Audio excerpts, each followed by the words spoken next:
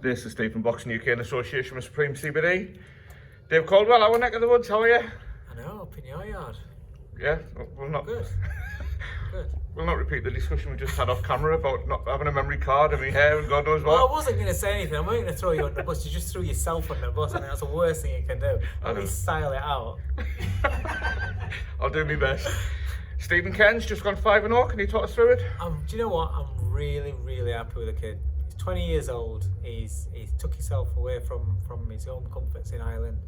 Lives over in Rotherham.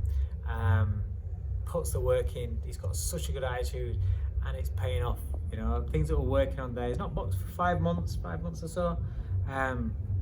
It's a big thing coming back. You know, when you're having dates, he's had 3 dates that he's supposed to box on, it's not fallen through.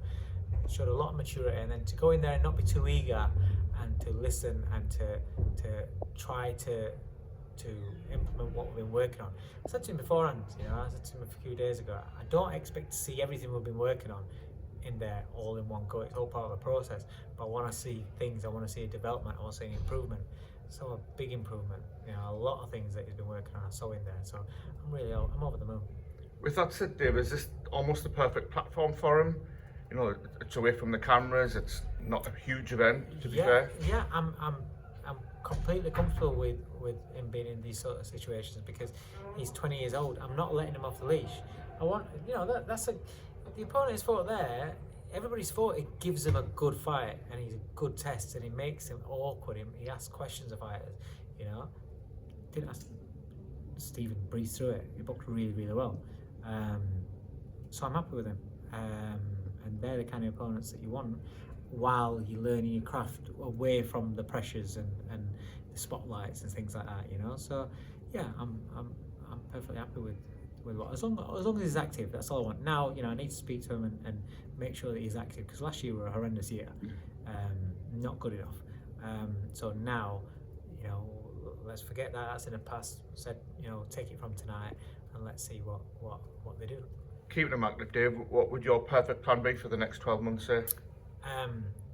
Get him as fighting as often as possible. You know, another 4 or 5 fights. I want him out there just so it becomes a repeat pattern for him. Again, I'm not interested in being on TV and you know taking up an important slot. I just want him to learn his craft, get more 6-rounders in under his belt, because there's no point in him going in there and just blasting kids out and around to at this stage. I'm not interested in that, and he knows that. And what I like about him is that the natural instinct of him is to go out and blast these kids out and around or two.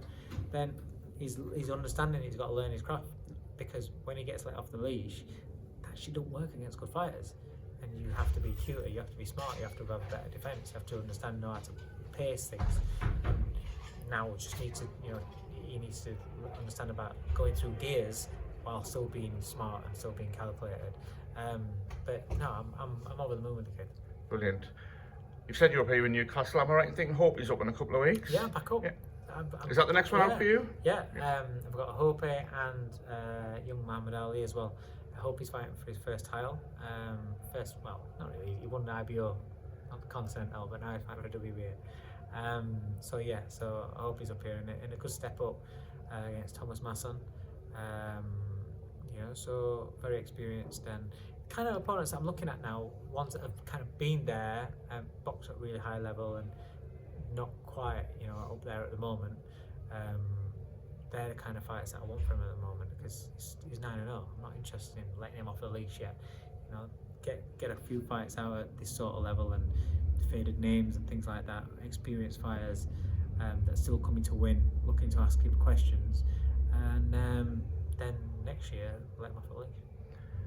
Anything else happening in the stable, Dave, before we move on to further Jordan afield? Gill, just looking to see what's going to be next for him. He's boxing at super featherweight. I want to bring him out on an 8-rounder, just to get out there, blow off some cobwebs, get a feel of the weight, a bit of feel-good factor again after what happened last time out, and then look to make some good fights at super featherweight for him. We're here in Newcastle, 2 big world title eliminators tonight. We're doing the interview beforehand, so I'm going to hang you out to dry, Dave, if your predictions are wrong. But Tommy Ward's fight, first of all. That's a tough fight. Also because looking at him in a weigh-in as well, but I don't think he ever looks great at weighing. But that looks a tough fight for him. 90% KO ratio the other guy's got as well. So if there is any questions of the weight as well, that doesn't go well for him.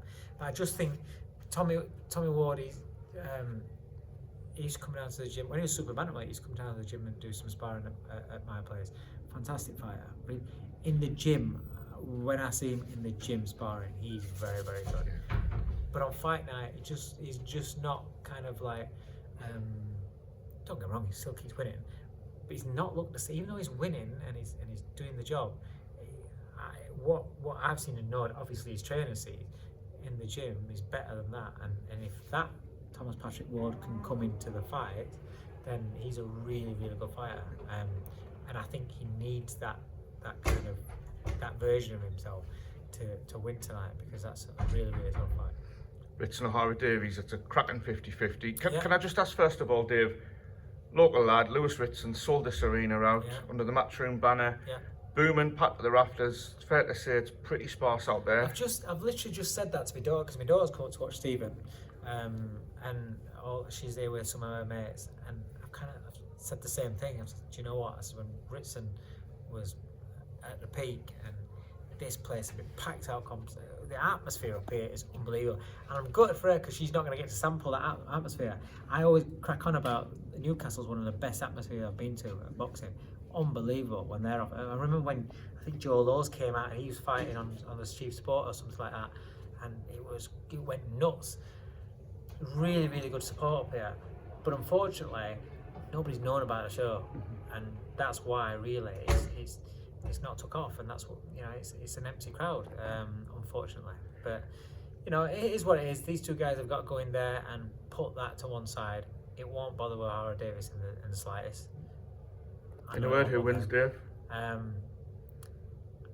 I just feel as though Ritson, since he's moved up away, isn't the same.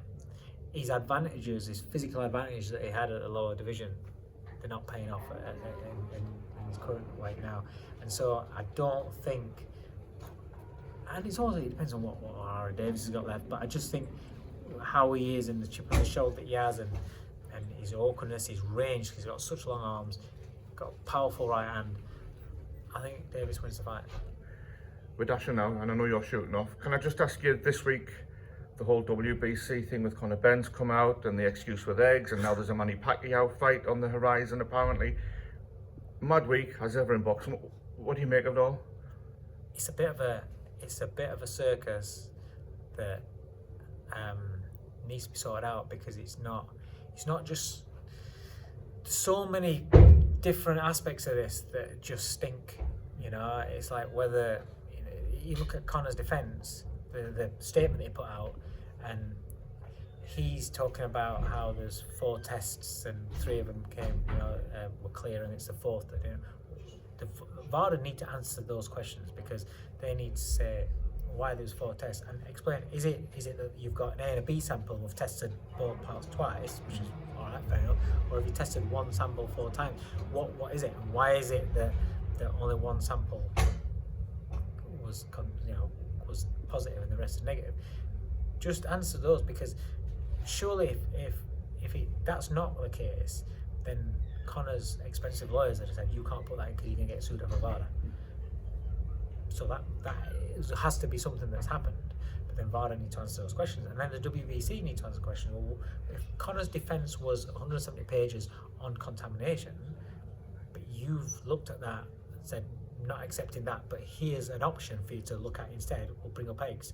Why are you who is supposed to be hearing a reason and making a decision on whether you believe him or not, kick him out of rankings or put him in the rankings? Why are you giving him an excuse and a way out? Is that because then you're covering for VADA, who you're in with? So therefore that's a massive thing for the sport. Or is there a perfect reason why it's a tiny molecule, the tiny trace that's been left, that's why it got contaminated? One sample was tested positive, and then Conor cheated. I don't know, because we only know the facts are he's failed 2 drugs tests. That's the only facts that we know. Everything else is kind of like, well, he said this, they've said nothing, WC has said that. fucking hell, it's all a mix. The fact that WBC come out and said about eggs when it wasn't even from Conor just makes it look even worse. So that puts shade on the VADA and WBC side of things. So I just don't know, and I just feel that for the sport, for the fans, for us that are in boxing, for me as a coach that has fighters, and that I've had fighters that are in that WBC clean boxing program, and we need to be able to trust that, know what goes off with that, and VADA have got to come out and speak. And you know, they've got to get to the bottom of this. It's not something that can be brushed under the carpet. And also, it's like Conor Benn going on Piers Morgan and stuff like that, but he won't go on and speak to the Board of Control. Even if he doesn't want a Board of Control licence, they're the governing body. Why not just say, I'm innocent, here's the proof from my side that I'm innocent, here's my evidence, read that, fuck off. I don't want your licence anyway, but see why I'm in. And that's where... That probably makes too much sense, Dave, in the scrambled world of boxing, excuse the pun. Scrambled, yeah. Everybody's using them, aren't they? But yeah, so I don't know. It's very frustrating at the moment. We've talked about the low crowd, Dave, in the last one. Poor crowd here, the whole controversy with Conor Benn. We've got two heavyweight champions that are they, aren't they? Jake Paul, Tommy Fury. Is boxing in a bad place at the minute? I think so. Yeah, I think so. It's the first time. I mean, I've been in boxing 32 years, managing and training 26 years.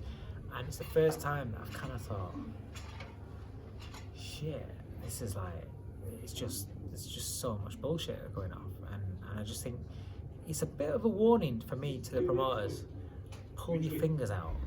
Because if you don't pull your fingers out, then the sport's just going towards a bad place.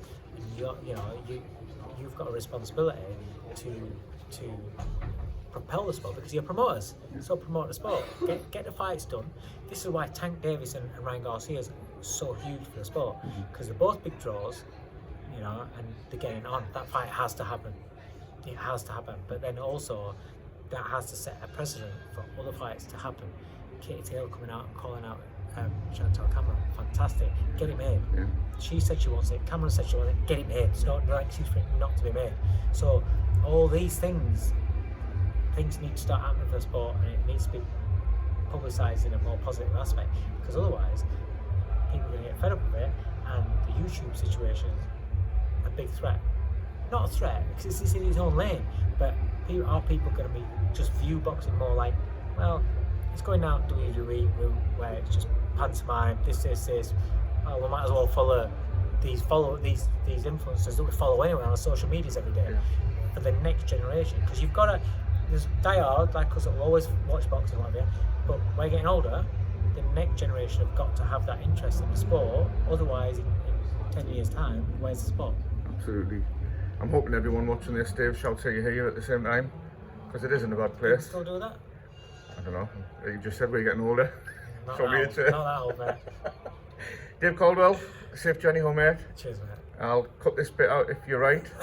If your predictions are wrong, that's going on Twitter tomorrow and I'll get my own back with you. And we didn't talk about football again. No. Dave Coldwell, always a pleasure. Cheers, mate.